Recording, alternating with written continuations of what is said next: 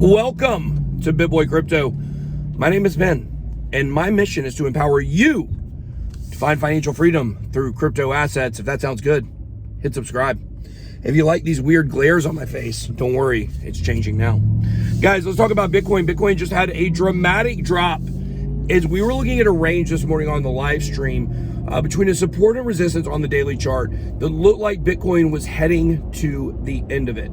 Now, we got a breakdown. We have broken down below the support, but I'm going to explain to you why I don't think that is super significant. And I think whether we go up or down, I think it's not going to be a dramatic move. I do think we are still going to be stuck in sideways action here for a while.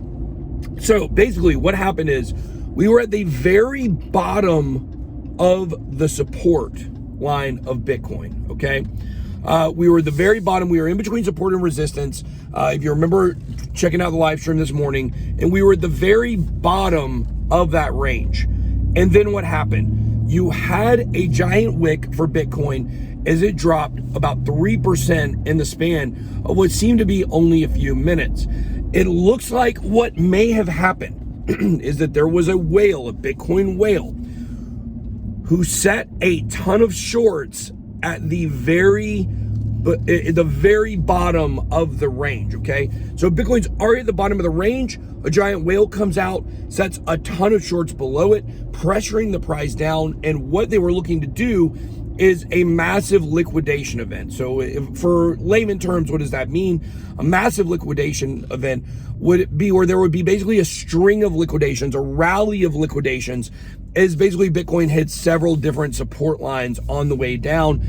You could have possibly seen Bitcoin go, below 42K, but we didn't see that.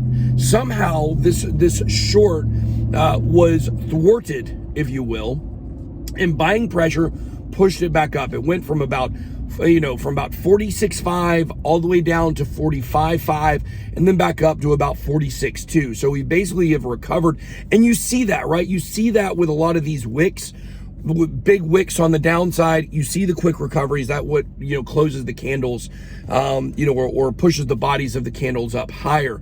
Now, here's the thing. I don't believe we're seeing a massive Bitcoin move in the near term. Now, what do I mean by near term? I don't think we're going to see one this week. Could we see one next week? I want you guys to think about this, okay? You got a job, right? You probably have a job, or you got a family, or you got a church. You got somewhere you go, okay? Somewhere you go on a regular basis. Maybe it's sports, whatever it might be.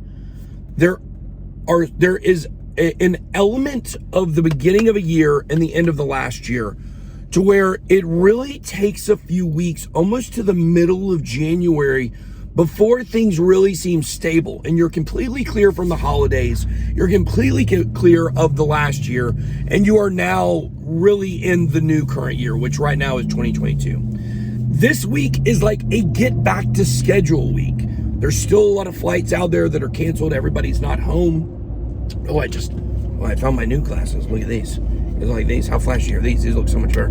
These are a $20 gift shop glasses I had to get because I lost my glasses while I was in Miami. But the point here is the markets, I believe, are kind of in the same lull that most people are at their job right now, okay?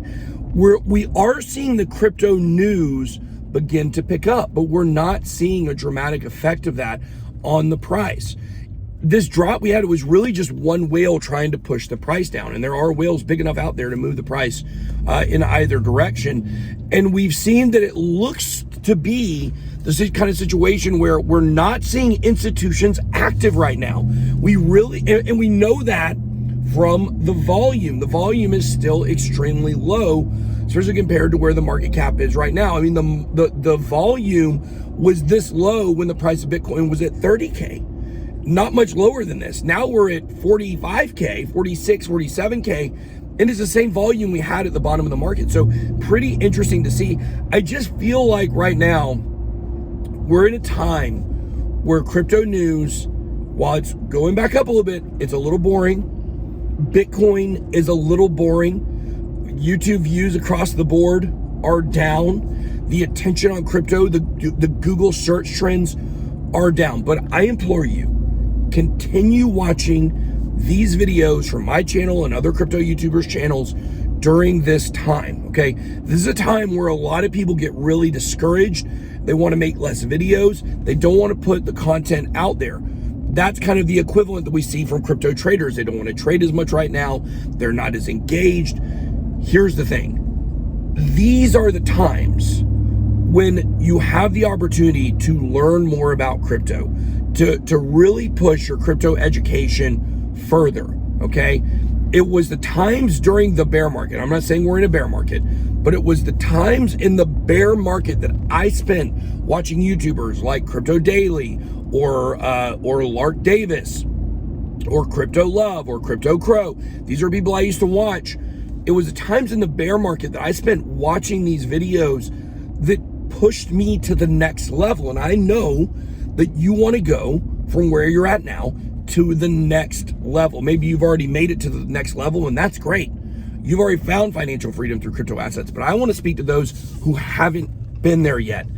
It's this time when you are going to be the most extremely tempted to not pay attention to crypto. But the thing is when the tide turns, okay? When the tide in crypto turns and we do get the big movements, if you're not paying attention, you won't know where that pivot point is, where that swing point is.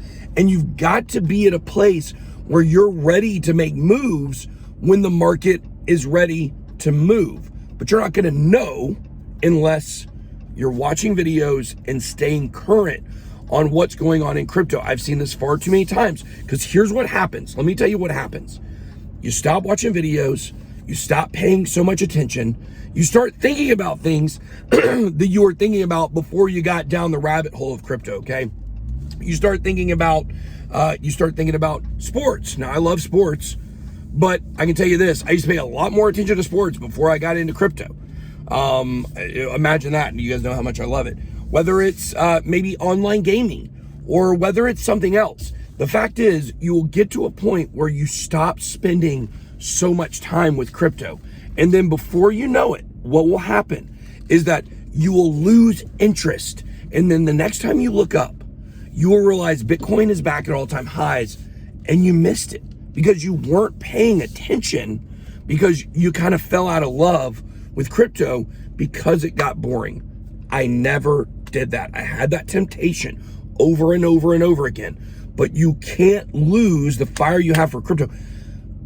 The fact the prices are sideways, it doesn't change the revolution that crypto is going to be. It doesn't change the tech of blockchain. It doesn't change the spirit of decentralization. It doesn't change the on-chain fundamentals for Bitcoin. It's all the same. The only thing that's different is your interest level. And I really implore you guys, pay attention during these times. Don't leave crypto, because the money is made, the education happens when the hype is dying. Remember that. All right, guys, that's all I got. Be blessed. Good boy out.